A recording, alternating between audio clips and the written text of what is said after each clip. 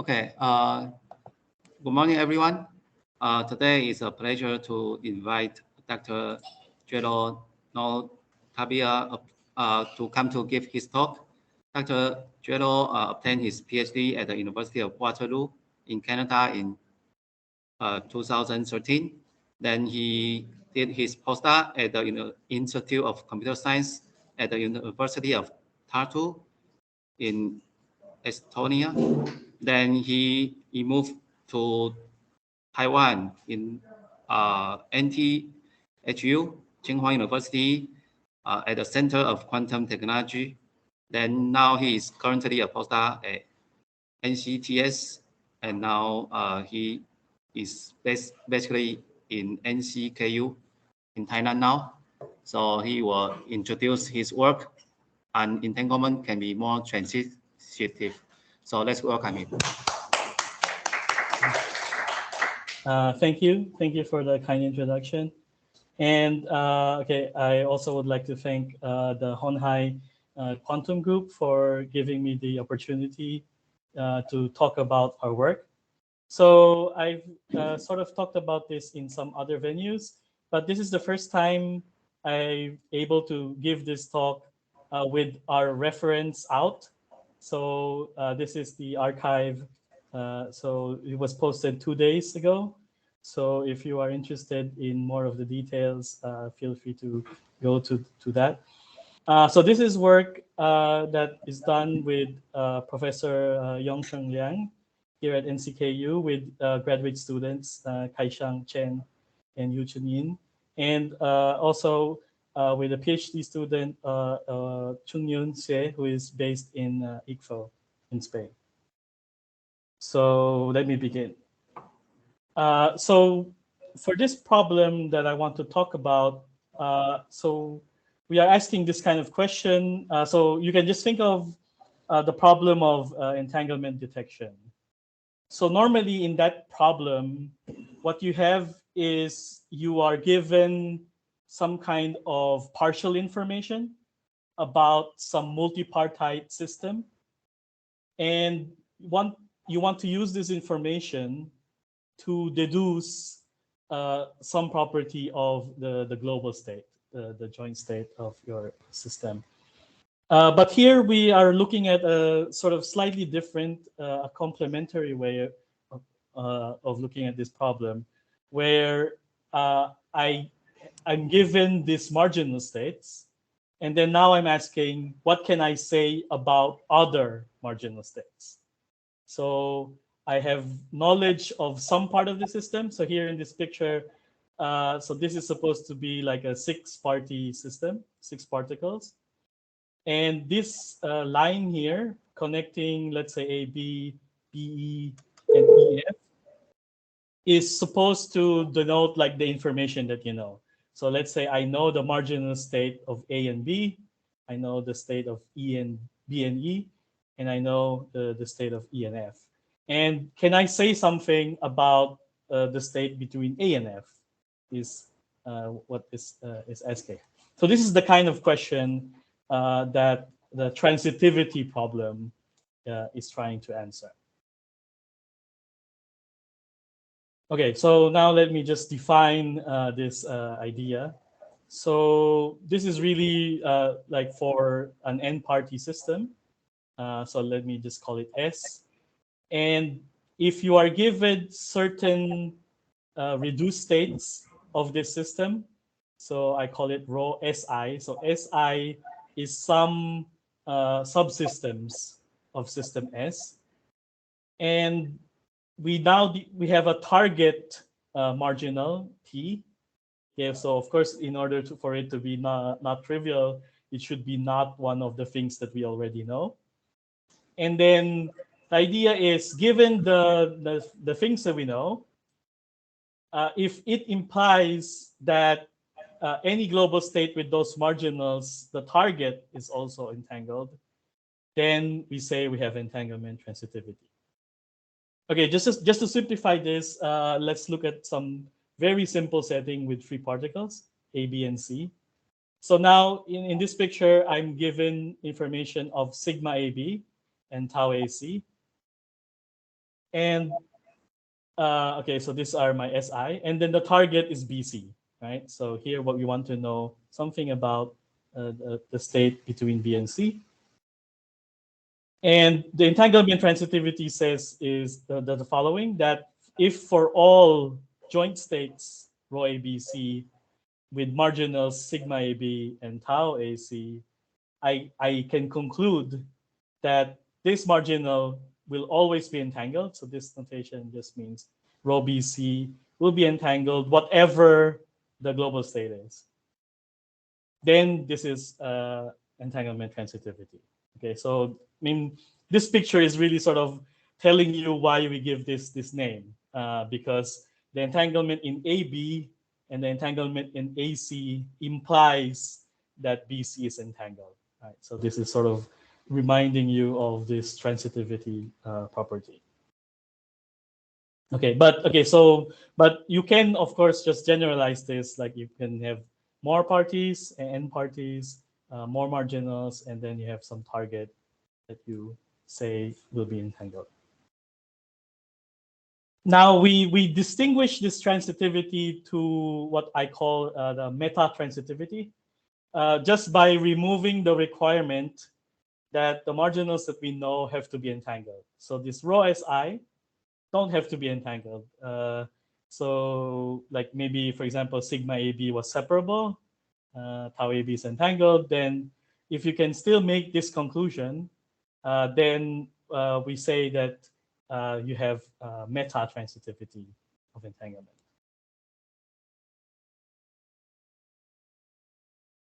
So for people in the audience who are familiar with something called the quantum marginal problem, so we just want to distinguish, okay, this transitivity problem to this kind of marginal problems.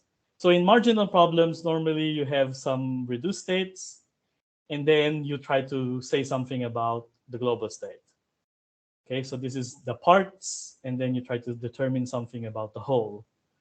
So as you have seen now, so in metatransitivity, so we distinguish this by saying that, okay, we know something about certain parts, and I want to deduce some new information about other parts that we don't know. Okay, so this is the distinction.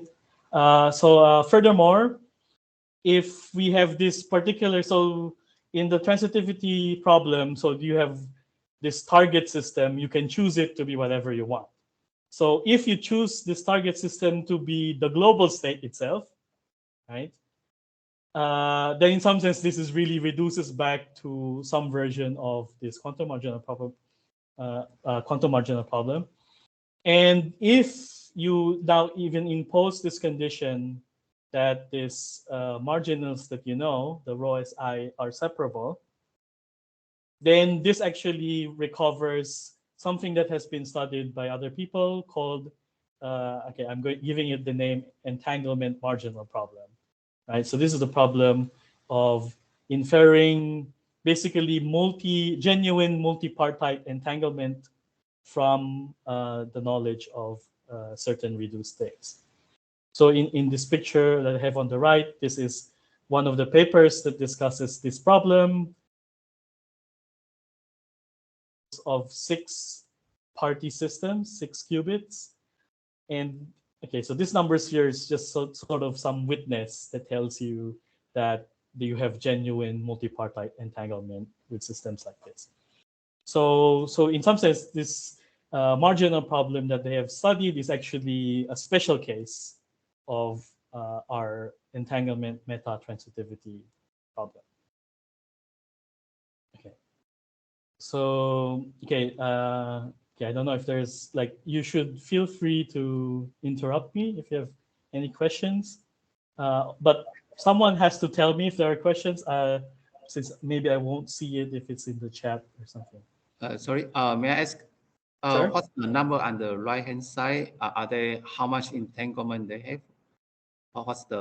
So, okay, yeah, I mean, I was trying to not have to explain so much, but this numbers is really just so in order to detect the global entanglement in these systems, then usually you use some entanglement witness, which says that for all separable states, this number will be non-negative. And if you see something negative, then it implies that there is entanglement. So this is just the numbers that they have, since I sort of just copied one of their tables. So this is just using some entanglement witness.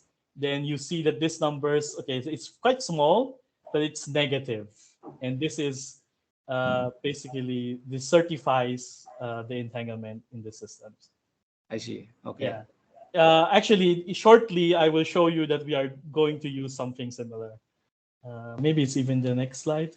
Yes. So, yeah. So I defined to you this transitivity property.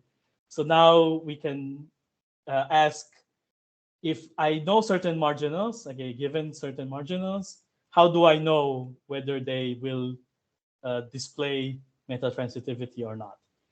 Then again, of course, you need to choose some entanglement witness, which says that, okay, for all separable states, this witness will give you some non-negative number. And for some entangled states, it will be negative. Okay, so we don't need the witness to detect all entangled states, but of course, it should detect some entangled states.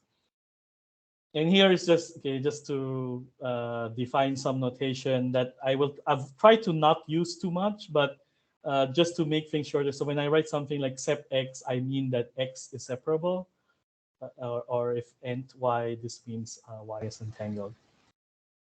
Okay, so the way that we certify is, okay, basically you can do this optimization problem where you compute this witness in your target marginal, right? And you want to maximize this for all possible global states, okay? Such that the marginals of this global state in subsystem SI is equal to the marginals that you know, right? So this sigma SI is given, then you impose this constraint that the marginals of your joint state have to be equal to this, and then you just maximize the value of this witness. And as you can see, this will be able to certify transitivity, metatransitivity, because if you check this constraint and then this number is negative, then, I mean, what we are doing is like we're looking at all possible global states. And it says that the one with the worst target marginal still has a negative value for the witness. Therefore, all of the marginals, target marginals for all of the possible joint states must be negative. Right? So that's why we are able to conclude the transitivity. Okay, so for most of this talk, I will assume that these marginals that we know are compatible, right? That there is at least one global state that has these marginals. I mean, of course, this is sort of a bit strong assumption, but I don't want to deal with cases where you have these marginals and then first, the reason that you don't have transitivity is because they are not compatible, that there isn't even any joint state for them, right? So we just want to avoid this sort of like trivial ways to not have transitivity. Okay, so I already mentioned this, that, okay, so this set of marginal states, we say they exhibit metatransitivity in the target when the optimal value of this optimization is negative. Okay. So, okay, like just to give you some example of some particular choice, right? So for a lot of the examples that I will tell you today, we will just choose, for simplicity, the target marginal to be bipartite. And if you have a bipartite marginal, then you can use the partial transpose. Okay, so it's convenient to use this as the witness. And this optimization problem becomes this of this form, right? So here, what you're looking at here, so lambda is the smallest eigenvalue of the partial transpose of the target marginal. So this is what this thing here is saying. So if you maximize the smallest eigenvalue, and it's negative, then it means that the partial transpose is negative. Okay, which the Horodetzky is told, taught us many years ago, is one of the signatures of one of the ways that you can detect the entanglement. Okay, so you have this metatransitivity when this value is negative. Sorry, And there are questions sorry? There are questions Hi. from here. So I just wondering, so the rho s is not fixed. So like when you're doing this maximization, you just fix the dimension of the rho s, but Yes. Okay. So yeah, in some sense, I'm using the simplification that all of the local systems have the same dimension d. Yes. But Yeah. but I don't know, like just so I just only know some part of the system, then I can using this I can say like the I don't know, I just feel like this very I would say like I only know like some part of the system, then I can say like all the possible state I can have, and the target is always entangled. Yes, I mean this is in some sense really what the transitivity. So here, okay, so maybe I should make it clear. So what we are doing is we're checking that for all possible global states that the target will be entangled. But it doesn't mean that I actually know the global states. I have no idea what they are, right? So this kind of optimization will just tell you that whatever they are, even though we don't know them, we are guaranteed that the target will be entangled. Yes. Wow. Okay. Yeah. So in some sense, of course, this is sort of like this is one of the selling points of the result, right? Like you have some sort of minimal kind of information that allows you to conclude something quite strong about the target marginal. Okay. I just feel like hard to imagine this. Like I just know like some, like I know some state, then I don't know, like then all the possible global state, including this state, then it's, I mean, okay, so maybe I can help you imagine. So because when you have certain marginals, so the thing is, making them compatible is actually very strong constraint, right? So if you were randomly picking marginals and asking, is there a global state for them, you will fail most of the time. So in some sense, what actually happens is there's not too many global states allowed for a certain amount of marginal states. I mean, of course, there will still be infinitely many. I mean, usually there will be some continuous parameter, but it's not as many as you think, right? Because a lot of the things will actually be not compatible.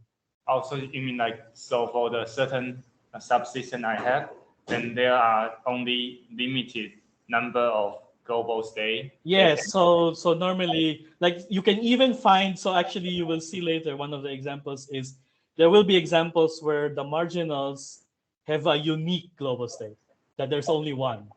Okay. Yeah. So Okay. Thank you. yes, Uh, maybe I should have started with that. Yes. Sorry, I may want to make sure again the setting. Sure, So sure. the set S is embedded in the bigger T or the opposite. I mean, Oh, like it's the opposite. So the target is a subsystem of S. Yeah, T is a subset of S. then you fix the target T and try to Yes. see if there Yeah. is any. So yeah, I mean, like, so for example, let me just go back to some picture here. So here, for example, below, I'm fixing the target to be A and F, and the marginals that I know are A, B, B, E, and E, F. And then now I'm asking, so the S is basically A, B, C, D, E, F. And then you choose among the A, B, C, D, E, F, and to choose which kind of entangle can make the constraint satisfied and also make the target entangle. That's the whole setting. I think you have it right, if I understand you correctly. Yes, Okay. yeah. So the black lines here are the things that you know that are given to you. These are the marginal states that you know. And then now you ask, like, for the things that you don't know, things that we don't have lines, like you ask whether they are entangled. So here I'm just asking, is A and F entangled? You could ask maybe, is A and C entangled? Or you can even ask, are all the remaining not connected things entangled? This is also possible. So, but for simplicity, I just choose a fixed target. But you can have many targets if you wish.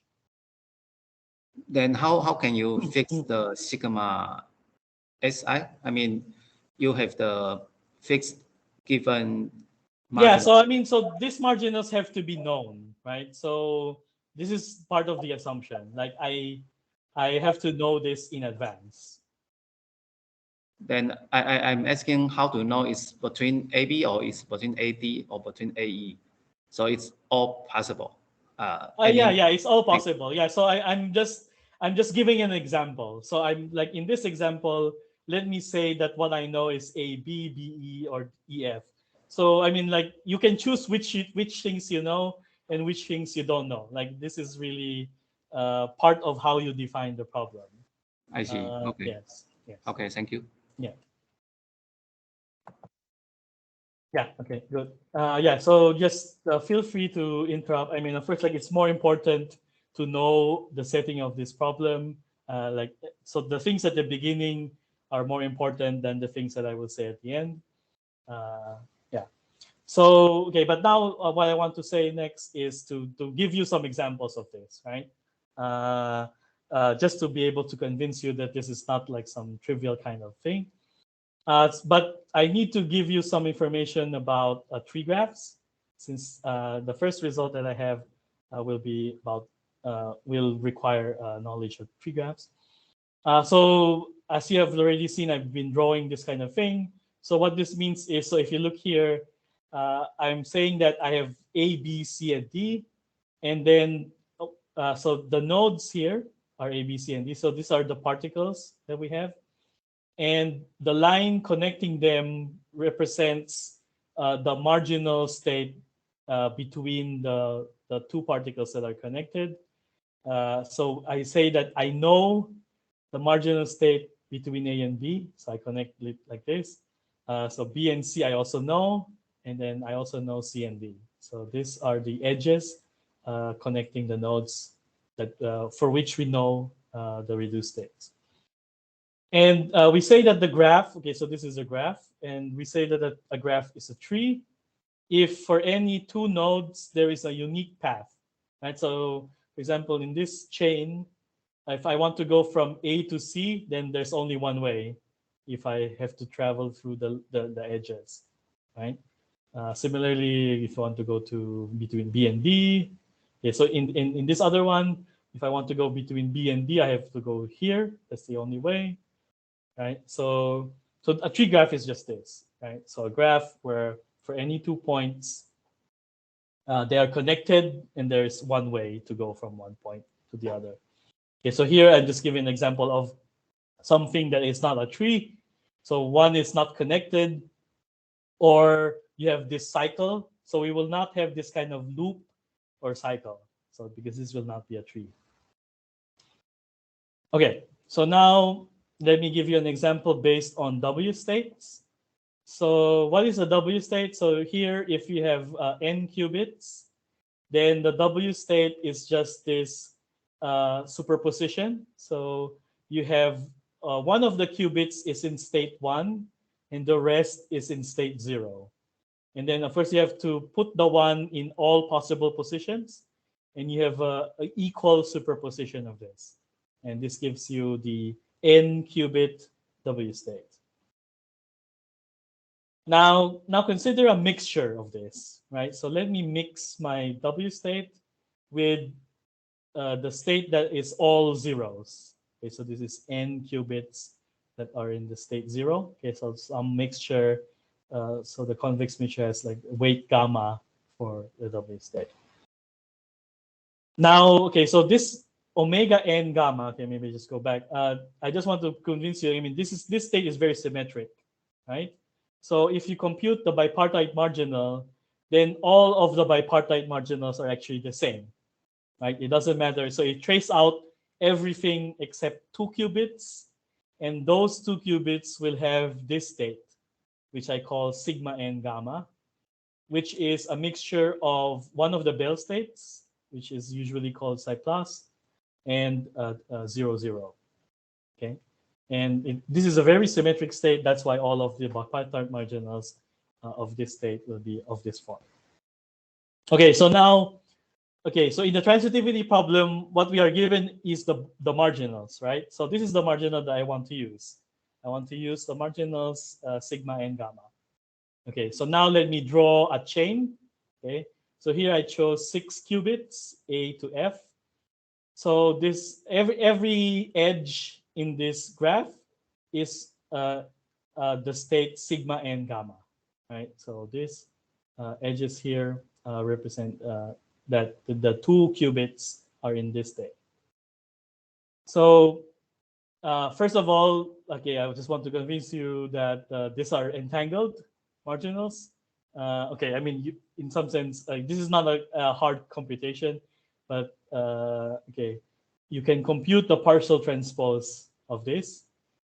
Then you will find that the smallest eigenvalue will be this, which should be easy to see is negative, because you have this term, and then inside the square root, again, the same term, plus some extra non-zero term when gamma is bigger than 0, then you're subtracting. So this is going to be negative. And okay, so in this problem, so now if I check, if I ask if A and F will be entangled, then the answer is yes. Right. So we have transitivity in A and F, and we can prove that A and F is in fact like having transitivity, because here actually the global state is unique. Okay, so this is actually how we prove the transitivity. First, we show that if you are given n minus 1 of these bipartite marginals of this mixture of the W state with the all zero state, then that is actually enough to uniquely determine this global state. So this is a tree graph, as I've told you. Since this is a chain, there is a unique path between any 2 points.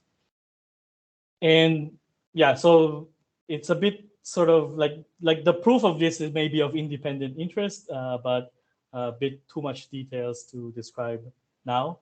But the result is that you only need the marginals to be in tree form. So actually, okay, so first of all, I wanted to say that of course this transitivity property does not depend on the uniqueness. It makes it easy to show, right? Because if I know that the marginals have a unique global state, then it's easy to prove the transitivity. I just have to show that for that unique global state, that AF will be entangled, and I'm done. But this is not required. But in this example, since we only actually needed marginals in the tree, so if I now have a different set of marginals that I know, right? So maybe the things that I know is not the things that are on the chain, but things corresponding to this, right? So I know AD, BD, DE, CD, and DF, and this is what's called a star graph. Okay, so this is again an example of a tree graph, and in this case, it's also uniquely determines the global state. So if these are the marginals that you know, and all of these marginals correspond to sigma and gamma, then the unique state is the mixture of W state and the all zero state. Okay, so this is our first example. So here n is arbitrary, so n can be as big as you want. You can have as many qubits as you want, and that will give you a transitivity example. Okay. So any questions before I proceed? Yeah, can I ask a question? Sure. So in the last graph, Mhm. Okay, the just one previous. here. Check. So what are the n-1 marginal here? Here 6-party problem. That Ah, means okay, yeah. Maybe I should make that more clear. So the edges here are the things that I know. So the n-1 marginals are those, right? A, B, B, C, C, D, D, E, and E, F. These are n-1 because remember I have 6 qubits and I have okay. 5 edges, right? So that's exactly the n-1 things that I know. Oh, Yeah. thanks. Yeah, so similar to this one, I have 6 qubits. I know 5 marginals, so that's enough. Okay, so let me just go on. Sorry, So, no, is oh, the number of qubits important? In the previous one, it looks like the result applied for any n qubit, right? yes, yes. And for the next three structure, is it also applied to single the star structure with any arbitrary number of n qubit? Yes, yes. So the important thing is that so a tree graph is actually exactly a graph with n-1 marginals. So any tree graph will work. So and you can have tree graphs with any number. So like yeah, so yeah, I mean maybe it's not so clear, but like the if you have a tree graph with n nodes, then it will have n-1 edges. And that's exactly the thing that I need in order to have this result. So this uniqueness of the global state is follows from specifying n-1 of these marginals in a tree. Yeah. I see. Okay, thank you. And Oh, yeah, sorry. another So- question. Yeah, from So Okay. unique of the global state, like, could you remind me what does it mean again? Sorry. Like, what does unique global state mean? Okay, so what I mean is that if okay, so let's say I have this 6 qubits here, right? Mhm. And then I tell you that the the marginals of like this A, B, B, C, C, D, D, E, and E, F, the Yes. state of these is sigma and gamma, like all of them. Okay. Then you can immediately conclude that the global state of these marginals is this. There's no other possible global state. So this is Okay. why I say it's unique. Oh. Yeah. Oh, but So like you mean like the unique global state is not necessary, like yeah, I mean, of course, like in the transitivity, when I described the problem at the beginning, like we don't need like uniqueness, right? I mean, I'm saying for all possible global states, you have the target will be entangled. So it so- doesn't have to be unique. But if you have uniqueness, it sort of make it easy to see, right? I mean, of course, I just Yes. need to check the unique global state has entanglement in the target, then I'm done.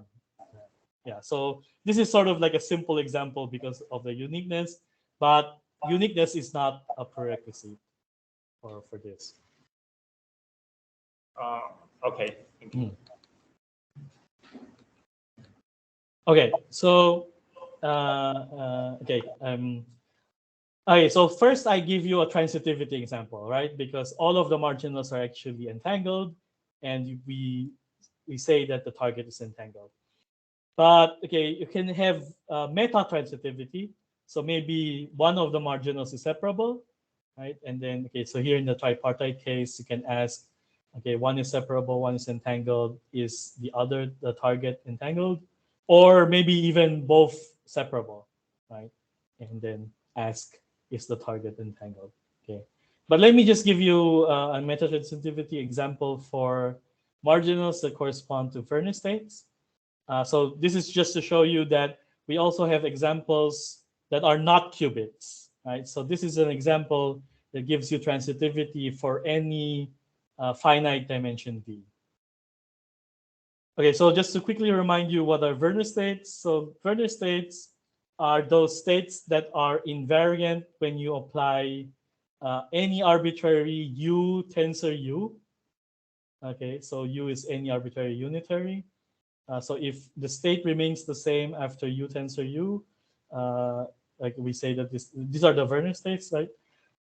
So one way to write them, the one that I will use, is to write it as a mixture of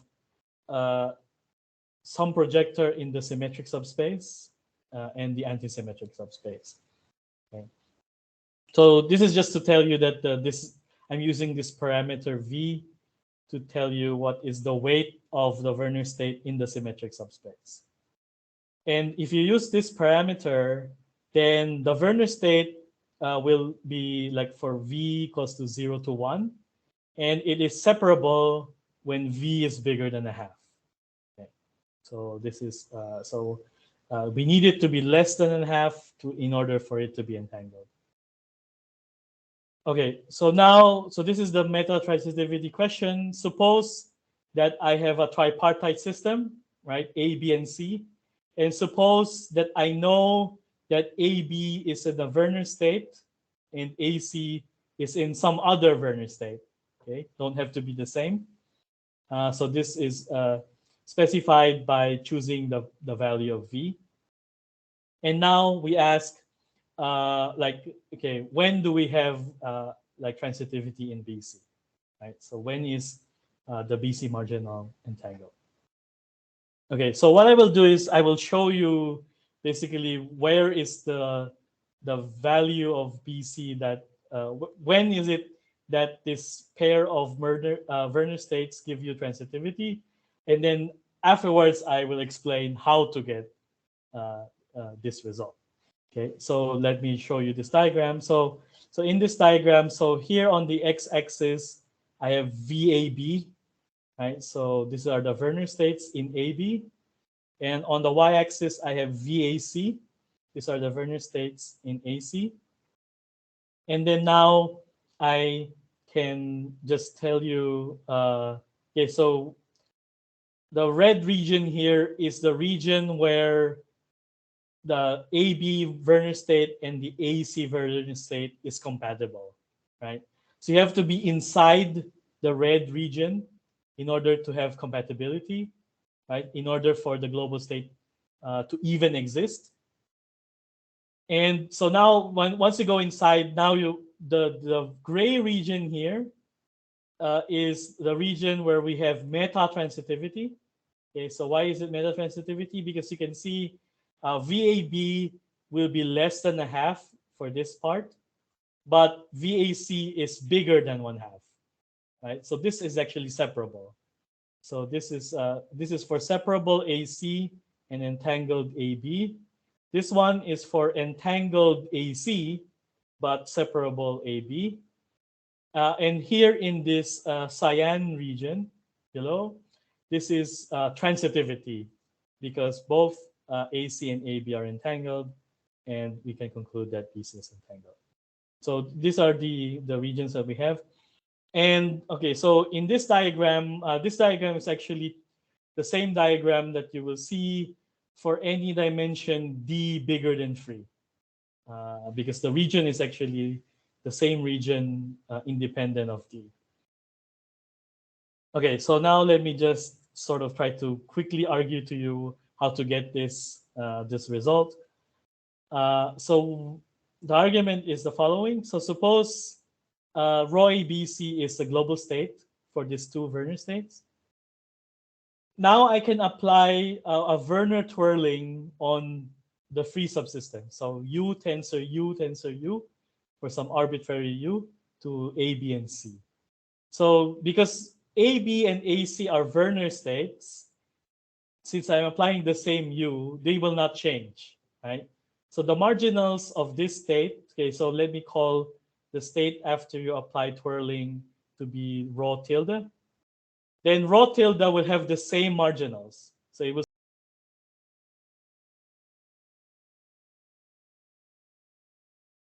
BC marginal also a Werner state, right? Because if I trace out the A part, then applying this Werner twirling actually makes it into a Werner state.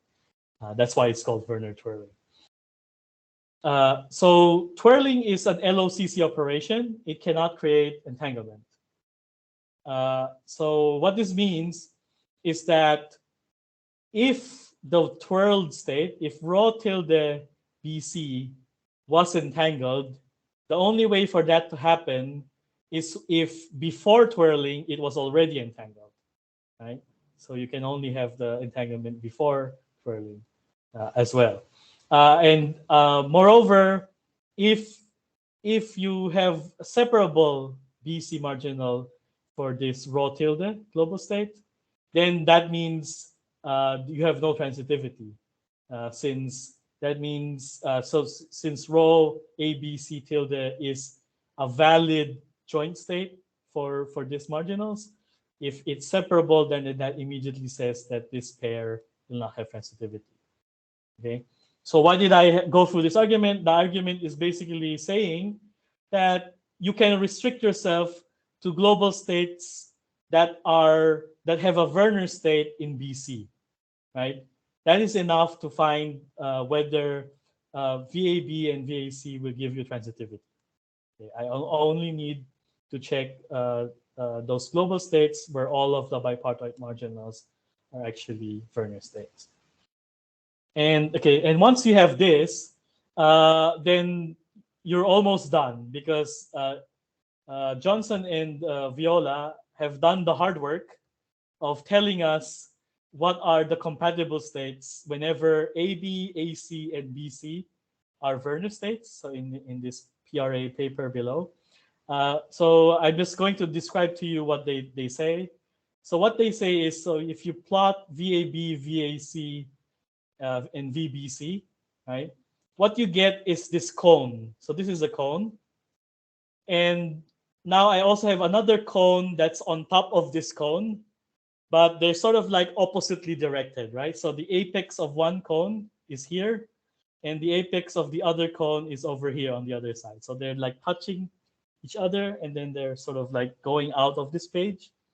So this is the region where VAB, VAC, and VBC are compatible. So any point inside this bicone, if you will give you compatible Werner states.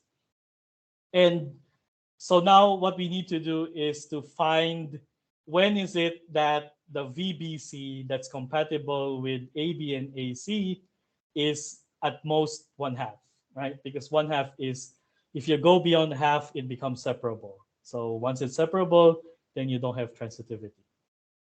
So what I'm going to do basically is to compute this constraint for VBC and then project it to the ABAC plane, right? So here again, so I have ABAC here.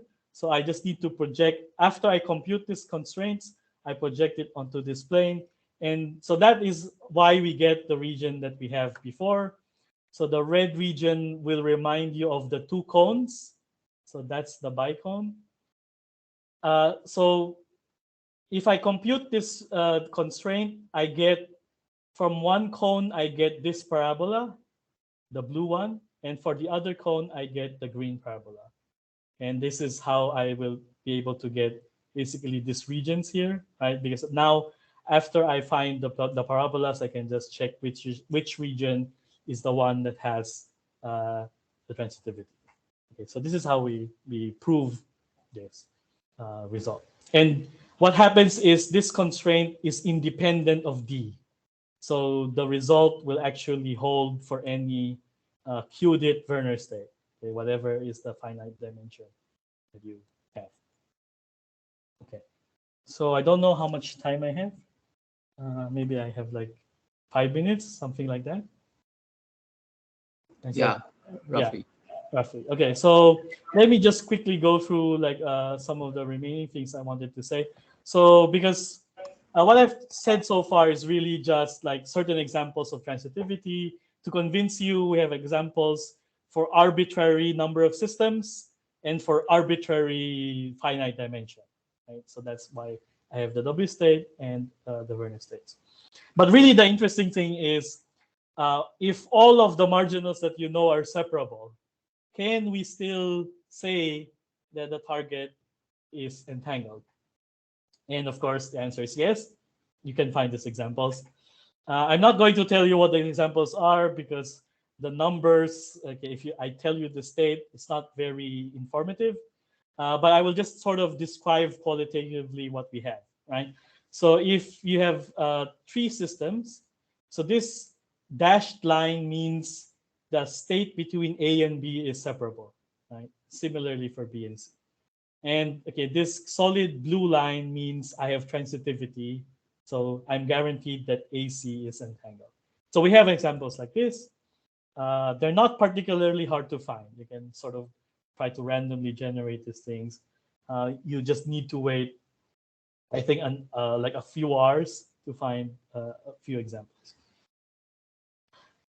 So we also have examples for 4 qubits where, okay, so here, what this means is, again, A, B, B, C, and C, D are separable, and I can conclude that AD is entangled. So here the dashed line, I have dashed lines in AC and BD. So this means I actually do not have transitivity for this. So we have some example like that. So the marginals that we know are actually Bell diagonal states in this case. We also have an example with a different property. So this one is more interesting because I give you AB, BC, and CD is separable, but I can conclude that the remaining bipartite marginals are all entangled. Okay, so they will be, so I have transitivity in AD, in AC, and in BD. So we do have an example of this. And I think the only thing I want to say about this particular example is, okay, maybe you were thinking, okay, so now for this example, suppose I remove the system D, right? So I only know A, B, and BC. So in this tripartite setting, is there transitivity in AC? Right? Maybe really there was already transitivity between these two, and that's why you have transitivity here, right? In the bigger figure.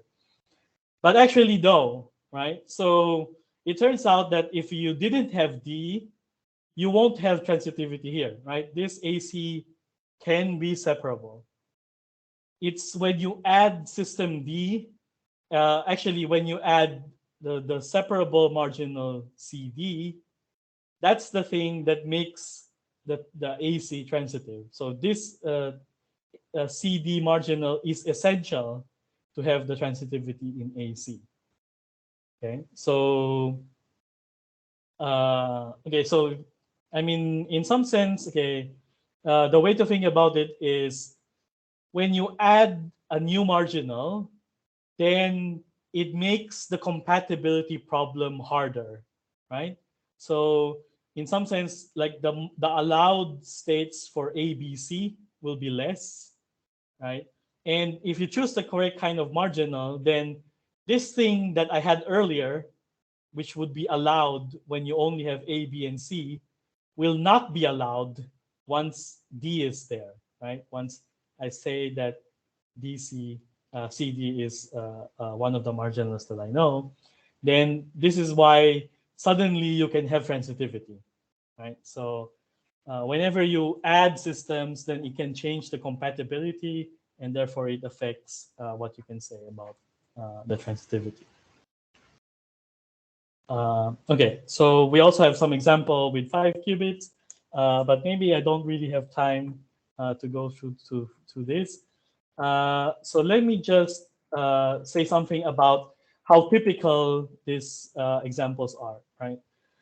So, okay, so here, let me just do some sort of numerical exercise. So let me generate pure states for n qubits. We know how to do this uniformly at random. Basically, if you know how to generate random unitaries. Now, you use these marginals of this n-qubit state as the marginals of a chain, right? So if I have a 4-qubit pure state, and then I just, let's say I just take the AB marginal of that, put it here, BC marginal of that here, and then CD here. And then now I'm just asking for transitivity at the endpoints. So the endpoints of the chain is always my target. And then you can just do this sort of like generate many of these and then check if you have transitivity on the target, and then do this many times, and let's see what we can observe. And what we find is that actually if you have tripartite systems, okay, if a pure three-party system, then you will always get a transitivity example, right? So we have done this experiment for like somewhere between 1,000 to 1,000,000 trials for qubits, qtrits, qquarks, and qquints. And you always get marginals, bipartite marginals that are entangled, or at least NPT, right? So they're entangled. And furthermore, the transitivity, if we check if the endpoints are entangled, you also have this, right? So this is what we say that like they are quite typical, at least if you're randomly generating pure tripartite states. But it's not true when you go to the higher dimensions. Some it becomes much rarer once you have more than 3 systems. Okay. Okay. So maybe I have like a minute left. So okay, I won't have time to discuss this connection between the transitivity problem and the local Hamiltonian. We have this in our appendix, but we only briefly mentioned this. So maybe let me just, okay, maybe if someone asks later on, I can discuss, but let me skip to sort of like the future directions for this work. So there's 2 things I wanted to say. First is I've talked about entanglement today, but there's nothing special about entanglement, right? You could consider other resources. So here, just for some sort of atypical example, you can define this T function, which is the fully entangled fraction of your bipartite state minus 1 over d. So 1 over d is like the classical threshold, which is for teleportation. So if the fully entangled fraction is bigger than 1 over d, normally we say that this is useful for teleportation because this quantum state will be better, will have better teleportation fidelity than a classical one. And you can define this. So now instead of entanglement, now let me ask for transitivity for this usefulness for teleportation. So like maybe in a tripartite setting, I have given certain marginals in AB and AC. I ask whether BC marginal is always useful for teleportation. And you can see that, okay, you could change to some other thing that you want. So the only thing that is required is you have a witness for this resource. And finally, the other thing that I wanted to say is, okay, so going back to this optimization problem. So this is sort of like very theoretical, right? Now, if you really want to test transitivity in an experiment, we don't really want this kind of marginal conditions, right? Like that the constraint that the certain marginal has this state. And this is a very strong kind of condition. But actually, what I find is like if you look at the results that we have, they're sort of robust if you change the marginals to slightly a different state. Like if you add some perturbation to these known marginals, you will still have transitivity. So it seems possible to replace this constraint, but something less like stringent than having a precise state, right? Because experimentally, this means you need to tomographically know that SI has state sigma SI. That's very strong. Maybe what we really want is something like some negativity value for SI, or okay, some correlation in SI. So the goal is to sort of like try to transform this problem where the quantities involved are more experimentally friendly. Okay, so yeah, just okay. I guess I have like not much time left, so this is the end of my talk. Just to summarize, the main take-home message that I want you to know is, okay, so metatransitivity is about what knowing certain marginal states can tell us about other marginal states, in particular, whether the other marginal systems have entanglement. And in the qubit, in the W state, in the Werner state, I've tried to show you examples which have arbitrary number of parties and which have local arbitrary finite dimension. I've also tried to give you some examples of this transitivity where the marginals are even all separable, right? So you can conclude that the target is entangled even though the things that you know are all separable states. And very quickly, I wanted to say something about the typicality of this transitivity, particularly for pure tripartite states. And at the end, I did briefly tell you about the possibility of transitivity for other quantum resources. So, okay, so I guess that's it. Thank you for your attention, and I guess we have a bit of time for some questions. Okay, thank you for Dr. Gelo's very nice talk. So is there, we still have some time for questions. So is there any question or comment from the audience? Okay, maybe I have some questions. Okay. For the robustness, do you need to do some analysis, and is this related to the measure you choose? And so why do you mention there are other measures? Is this related to robustness? Okay, just checking that you're referring to the thing I mentioned about the experimental friendliness. Is it? Yeah, for this, yeah. Okay, so the robustness, what I mean by that is, so if you have a certain set of marginals that show transitivity, so now you can try to change those marginals a little bit, right? Let's say I add some small noise to those marginals. If you add something that's small enough, then you still will have transitivity for those noisy marginals. This is what I mean by the robustness, right? So there's usually, so there will be like certain neighborhood of marginals that will exhibit this transitivity.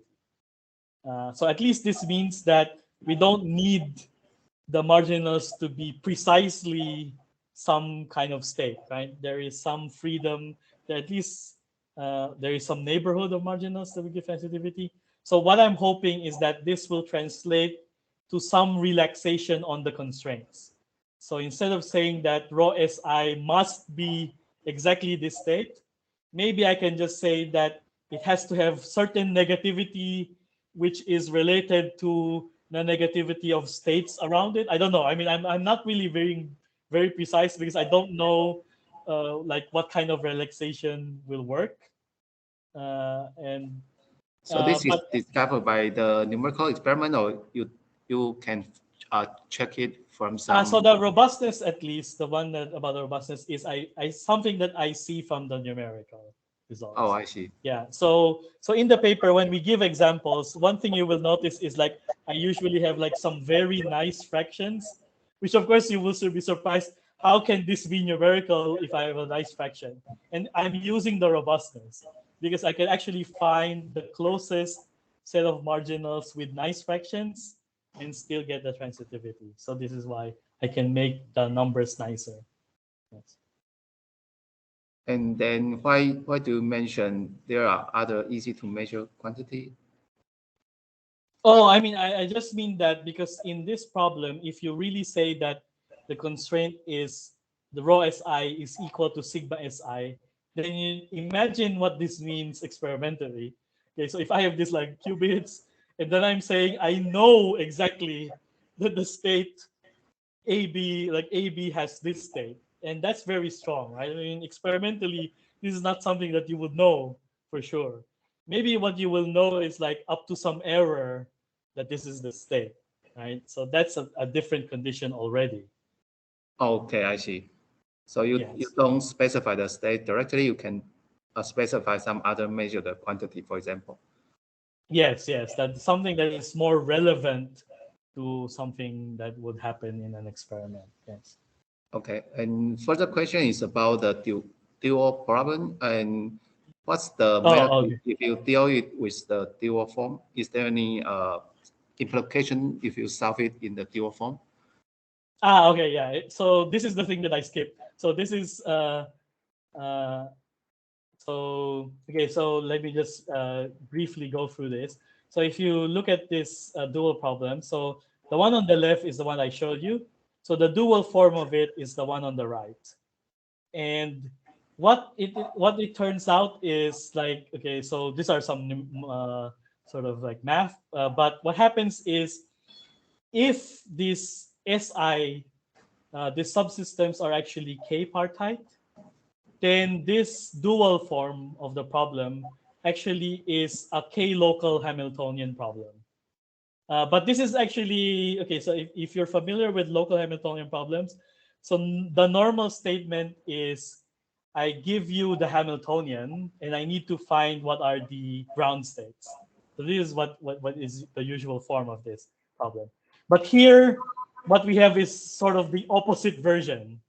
I know the marginals of the ground state, and I need to find what is the Hamiltonian.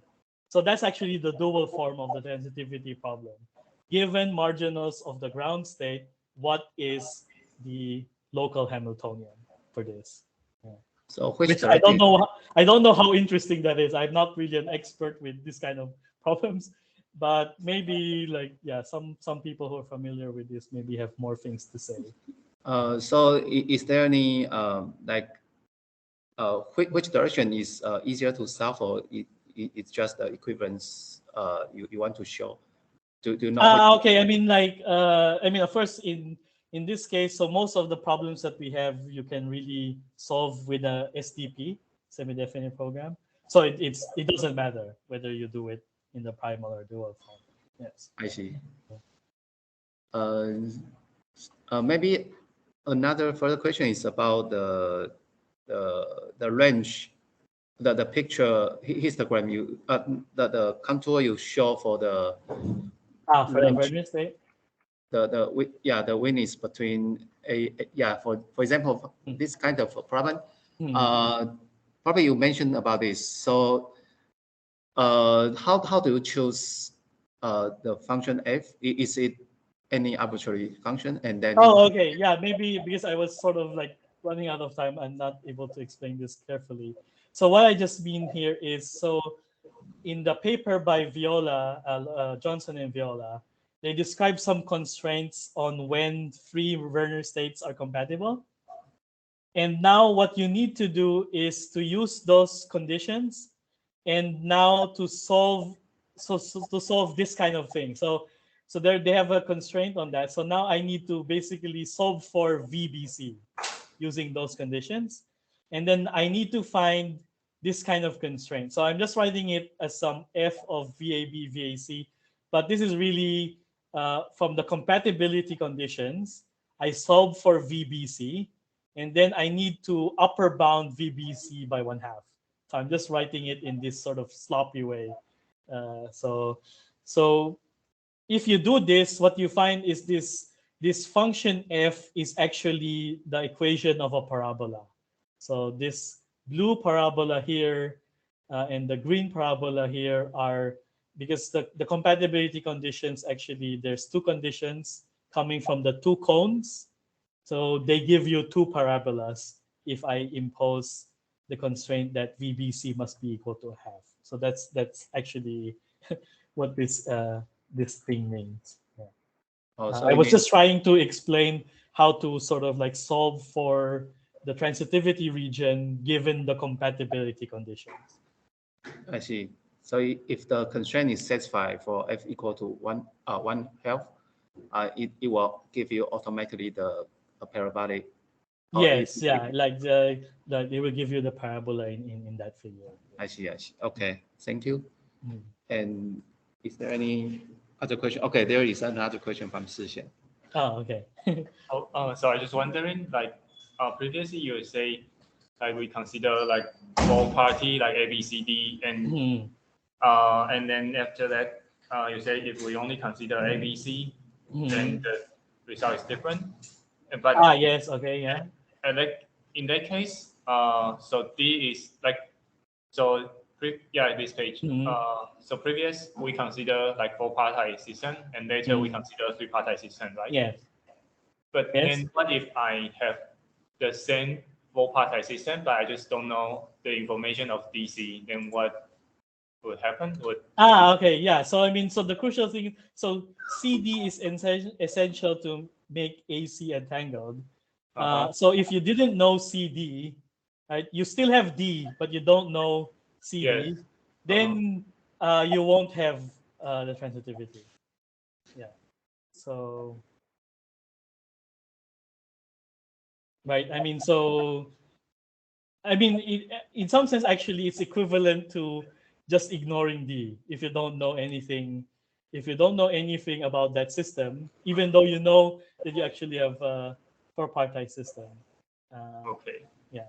So like in some sense, this is sort of like a property of the transitivity. So whenever my target, so in this example, let's say I have a target, my target is A and C, right? So even if I had like 100 qubits, all I need to know is marginals that will connect A and C. So if you were drawing some graph that tells you which things you know, the only things that I care about is all those marginals that will connect A to C. If I don't need it to connect A to C, it doesn't matter.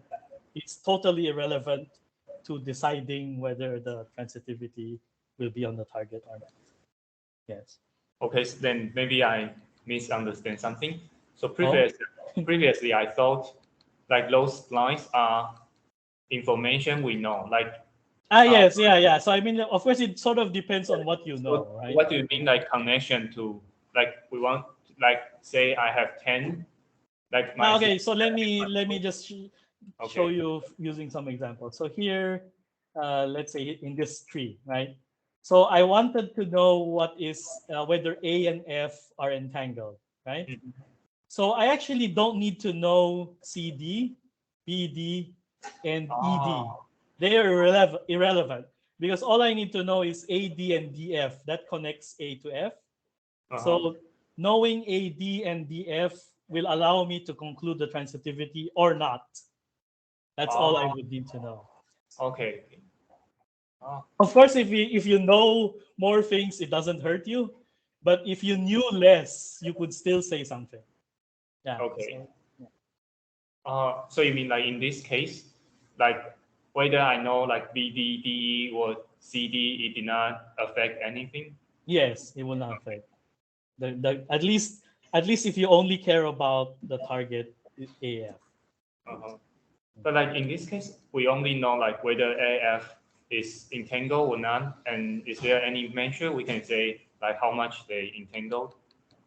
So I mean, of course, yeah. So I mean, transitivity is sort of not quantitative. It tells you like it's entangled, doesn't tell you how much. But in some sense, you know from the witness that you compute, right? So if the reason that you know is because you solve the optimization, then the amount of the witness sort of tells you how much entanglement you have, right? Then like The more negative it is, the more entangled you have normally. Yeah. So then in this case, like whether I know BD and CD and DE, does it affect like the entangled witness I get, like the value of the witness? In some cases, it will affect. Yes. So this is the thing. Yeah. So that's why that's where sort of like how much you know will matter, because it will sort of maybe affect the thing that that amount of thing. But in this case, actually, as I told you, actually, I think it doesn't. Oh, okay. Maybe it's not obvious from what I said. Okay, but I know for this example, it doesn't, because there's again some sort of uniqueness in the ADF global state that forces a certain state in AF. So it doesn't matter what the others are. Okay, and then maybe So like like if I know like B, D, D, and C, whether like well, I mean depend on their correlation. So the entangled witness would, I mean it's not sure whether it will increase or decrease, right? We only know it's always be entangled, but like the more information. I mean, so normally what happens is like if you have more things connected, like if you know more things, then because it makes the compatibility problem harder, so you have fewer global states, which usually means like if without knowing you already have transitivity, in some sense it can only make things more transitive usually. Yeah. So so as long as the thing that you know doesn't destroy the compatibility, then normally it actually will improve the entanglement in the target rather than degrade it. Yeah. I mean, it can degrade it only in the sense that, okay, maybe you added something and now it becomes not compatible. Okay. But of course, it's sort of weird to say that you know the marginal, but actually there's no global state for that. Then maybe there's something wrong with what you know.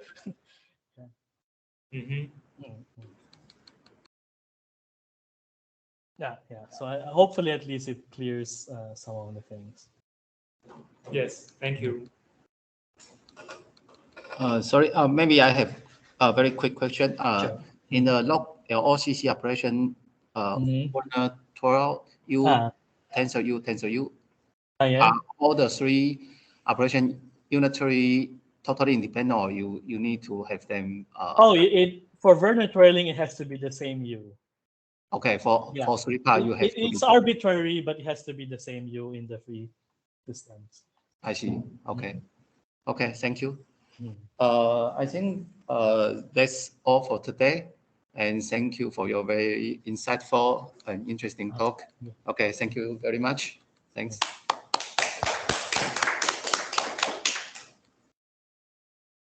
Okay, Gelo, thank you very much. Yes. I just have a question. Is it like, would I have access to this recording afterwards or something? Yeah, no problem. We will put it on YouTube, and then I will send you to the link. And the link will be open. Oh, it's okay for you? Okay. Yeah, okay. I will send you the link. No problem. Okay, sure. Okay, thank you. Okay. Okay. We have other meetings, so yeah. Yeah, sure. Okay, thank you. Bye-bye. Okay, bye.